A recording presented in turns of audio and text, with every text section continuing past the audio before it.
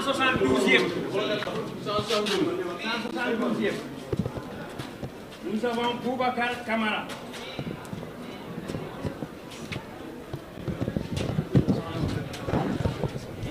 Non, vous avez pris sa carte là. Boubacar Camara, tu as vu?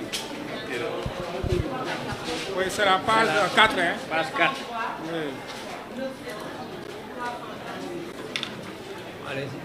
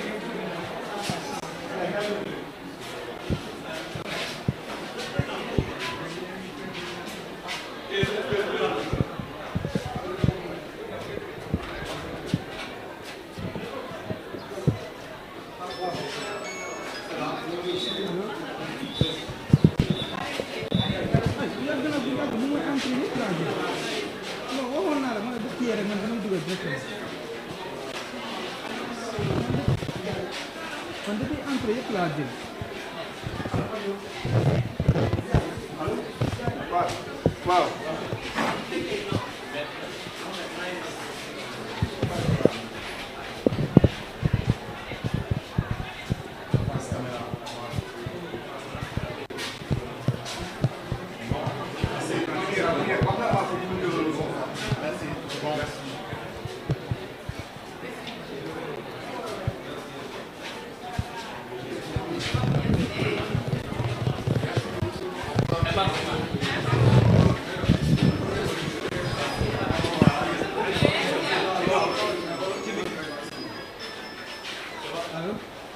Déclaration.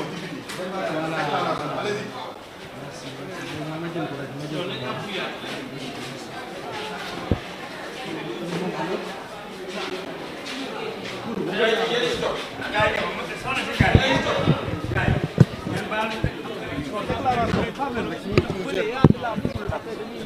Sophie, c'est bon.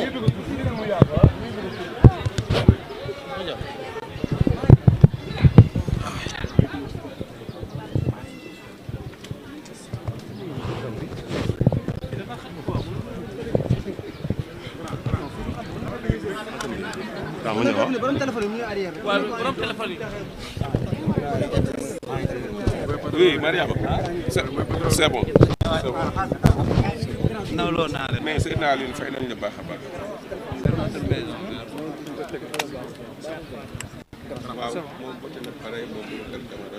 Si c'est bon, les caméramans.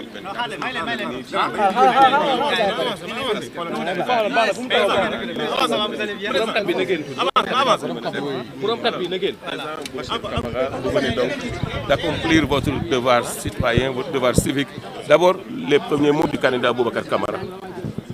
Je voudrais tout d'abord rendre grâce à Dieu de m'avoir permis d'accomplir mon devoir citoyen à Grand Yoff, au centre HLM Patte d'Oie.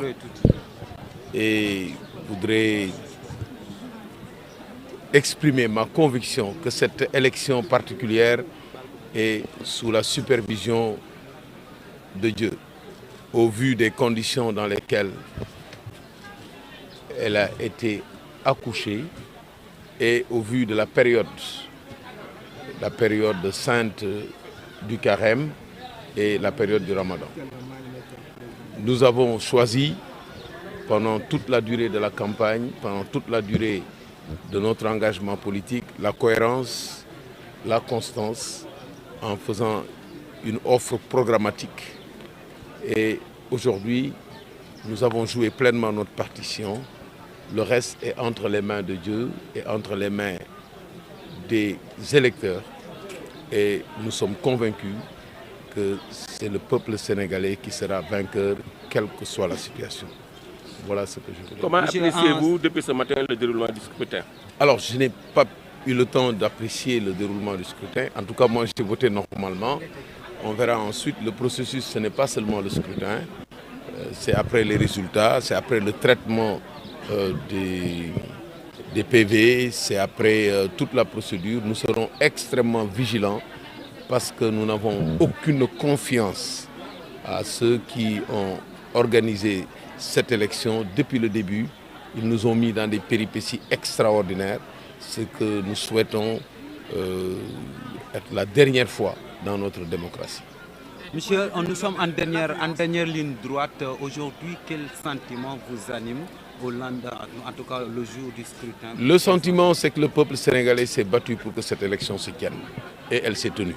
Cela veut dire qu'on peut continuer à nous battre pour que cette démocratie soit consolidée, quelle que soit la situation. Il ne faut pas laisser à la gouverne du hasard un processus aussi important que le choix d'un président de la République, que le choix d'élu. Donc nous devons définitivement nous battre pour que le Sénégal sorte des couloirs sombres des élections non transparentes, des élections où on a des problèmes de participation et des problèmes de décision unilatérale. Ce qu'il faut éviter, et c'est ça notre problème. Les deux plaies de notre processus électoral, c'est la participation et l'unilatéralité dans les décisions. Alors tey ci wolof maanaam lan la ñu war a mën a jàpp ni ki moom mooy sa yëg-yëg tey maanaam jouru élection bi surtout. waaw tey dañuy sant yàlla bu baax ñu mayee ñu mën a ñëw fii daal di wote fii Grand Yoff wote ci centre HLM Patte d'Oie ñu yaakaar ne rek élection yi nekk na yoo xam ne yi mosul am Sénégal métti woon na lool balaa ñu cee jot. Comme jot nañ ci métti woon na aussi ci ñëpp am na ñu ci ñàkk seen bakkan am na ñu ci ñàkk lu bare ci seeni alal ñuy ñaan yàlla loolu bañati fee am waaye lii tax ñu am yaakaar mooy fii mu tombe ñu nekk ci weeru koor ormal ko ci campagne bi lépp même bu fekkee campagne bu gàtt la woon mu tombe it mu tombe ci ñu jëm ci semaine nu sainte boo xam ne bii ci la ñu jëm jublu ci Pâques kon mun nañ am yaakaar ne élection yi yàlla sàmm na ko. sàmm boobu mu ci sàmm nag ñun li ñu waroon def nañ li ñu tànnoon mooy ñu def suñu élection wax suñu programme wax fan la ñu bëgg a jëmale Sénégal ñu yem ci loolu wax ko Sénégalais yi te wóoru leen ne fii ñu jëm ñoom dinañu tànnal seen bopp lépp lu ñu mënti tànn nag ñun dinañ ko nangu xam ne loolu la yàlla dogal xam ne c'est le peuple sénégalais moom moo gañ léegi nag élection yi dafa am ñaari yëf yu mu feeñal yoo xam ne yu doy waar la benn bi mooy ay weer a ngi nii ñuy xeex pour kuy bokk ak ku dul bokk ak ku war a bokk ak ku warul bokk loolu warul am ci élection loolu loo xam ne lii lu ñuy ñaawlu la ñaareel bi ñuy ñaawlu mooy ay dogal yoo xam ne jël nañ ko ci élection yoo xam ne diisoo wuñ ko élection dafa laaj diisoo loolu mooy li ñuy wax consensus mooy kenn warul jël benn dogal daal di ko imposer yeneen yi parce que compétition la maanaam jongante la loolu ñaar yooyu daal la ñuy ñaan yàlla mu bañati dellu si Sénégal ñi ko def nag responsabilité yi xam nañu ko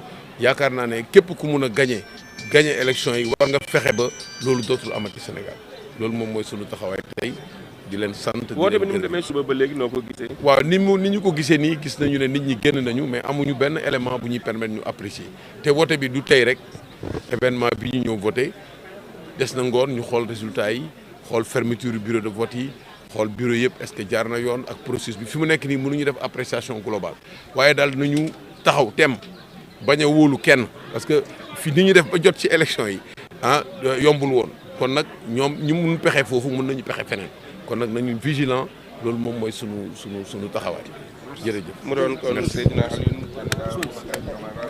ñu dem vraiment bonjour grand.